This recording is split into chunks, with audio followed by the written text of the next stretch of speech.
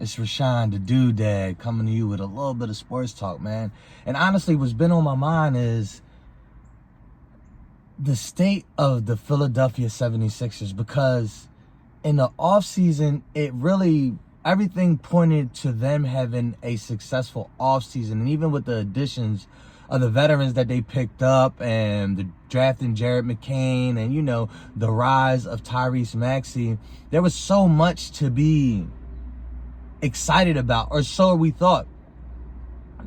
It was even to the point where people were saying, if the regular season really doesn't matter for the 76ers, they just got to kind of make their way through, because it's a lock for them to make it to the playoffs. And what's going to happen is that's when we need to see them lock in and then make it to past the second round. Like, that was their Achilles heel, or their floor, or what their goals were to make it past the second round.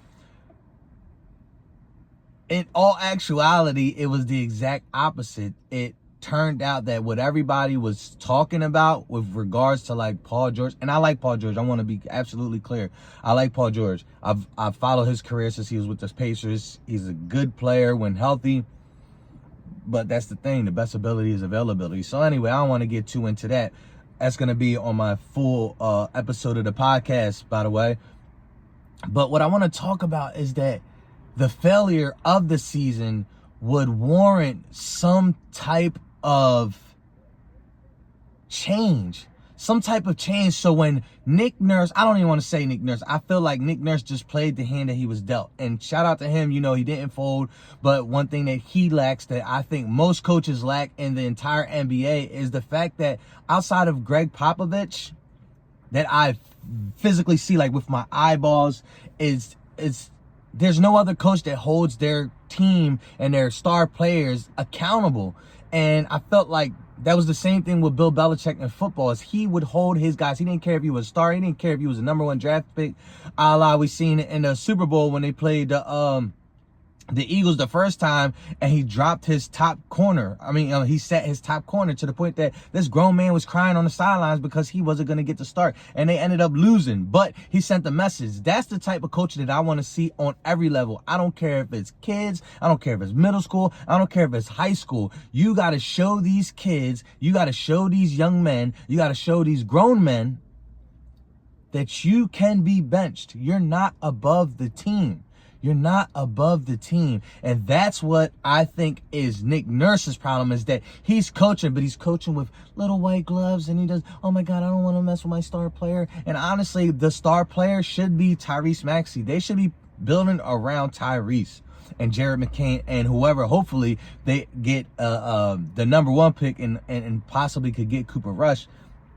I don't know what the statistical percentage it is that they could even possibly land him, but they have to move on for Embiid. It is mind-boggling that they even re-upped with him 3 years, $180 million. Like, who's running this organization? And you're trying to tell me that you guys didn't do a physical for this guy who has constantly, even before he came to this organization in college, had problems with his health and with his knees and with his legs and staying healthy.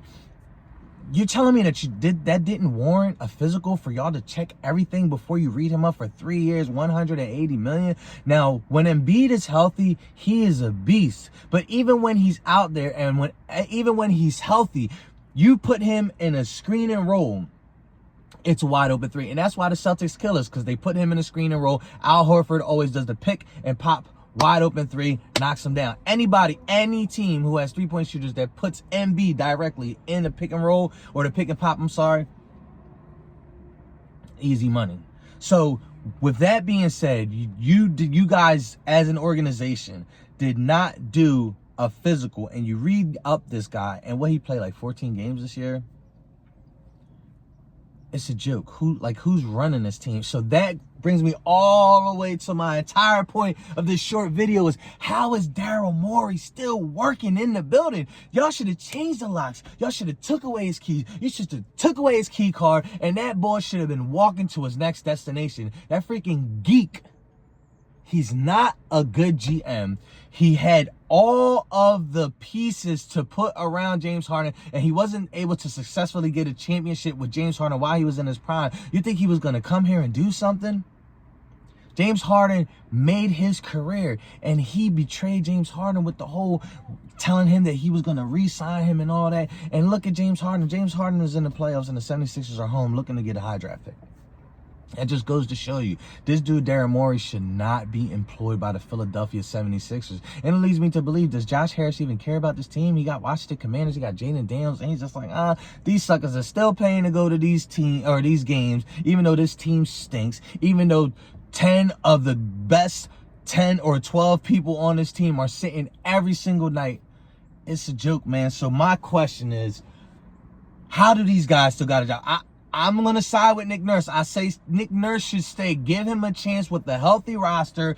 Him being able to coach these guys up like a coach is supposed to and supposed to be allowed to, and not have management tell him like, hey, yo, man, back off of this guy. I don't want to make him mad. You know what I'm saying? Nah, man, coach these dudes up, because Joel Embiid is not a leader. You can tell by his qualities, his characteristics. He's never been a leader. You can tell by the way he takes care of, or the lack thereof of him taking care of his body. He's not a leader. That's not the person that you want to build your team around. He should be an essential piece whenever he was in his prime, and unfortunately they wasted his prime. And so my question is to you, does Darryl Morey even deserve a job anymore? This is Rashawn the Doodad, the Doodad with the Dead Wrong podcast, and I'm fired up this morning, man, because I believe that the Sixers, they bamboozled us. They brought in all of these pieces that were old, aging, broken toys, and they expected us to get a different result. And you know what? We didn't even make it to the playoffs. So I'm furious, man.